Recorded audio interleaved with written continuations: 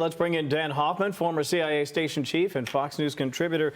Dan, you and I have talked about this at length. The fact is, it seems to me that Vladimir Putin is content to grind through resources and bodies as long as it takes to ultimately reclaim as much of the former Soviet Union as possible. But there are some issues here. We're talking about a high death rate. We're also talking about dwindling support from China, North Korea, and if you want to say it this way, India, by way of its oil buys. How long is he prepared to go with this? And do you see any light at the end of the tunnel? Yeah, happy Thanksgiving, Kevin, to you and all the viewers.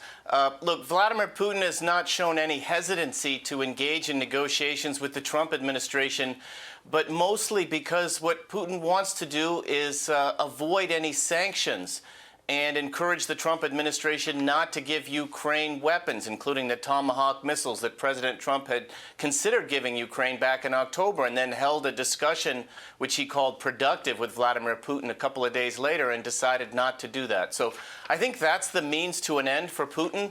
I would expect Putin to reject any agreement which gives Ukraine any guarantee of its independence and territorial integrity. Wars end when both sides are too exhausted to fight or one side wins. We haven't reached either one of those scenarios. I think the Trump administration should be lauded for trying to bring peace to the most destructive land war since the Second World War. But I don't see that much evidence pointing in the direction of an agreement, unfortunately. So tell me then, what is Witkoff's end game? He's going to go there and the Russians will make all sorts of promises, or they'll pretend as if they want to make promises, but ultimately they want to grind Ukraine down. Maybe they're looking for some concessions, but then again, we've seen this play out before, Dan. We know that what Vladimir Putin has said previously is we don't want NATO on our doorstep. We'll do whatever it takes, and if that means taking Kyiv and everything between there, they'll do it. So I'm just curious, what, if anything, do you think will come of this latest round of talks? Or what even, if you'll pardon me for asking, might Witkoff be looking for in this sort of conversation? Yeah, well, look, the talks have gone on for quite some time, and Russia has refused to a ceasefire, even though Ukraine has agreed to one. Russia's offered absolutely no concessions, even though Ukraine has absolutely discussed making some on their side. So I think at some point the question for the Trump administration is, does the president run out of patience with the fact that Vladimir Putin is just not interested in negotiating? Yeah. President Trump is continuing to try. He's continuing to send his special envoy, arguably his most trusted senior official in the administration, to the Kremlin to try to solve this.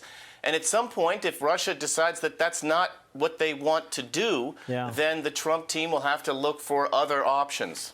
I know we're out of time, but I wanted to get you on the record really quickly on this this person who apparently had been training with the CIA. We understand he was vetted by the agency.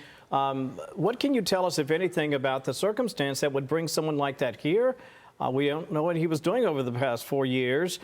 Any clarity you can add to that conversation?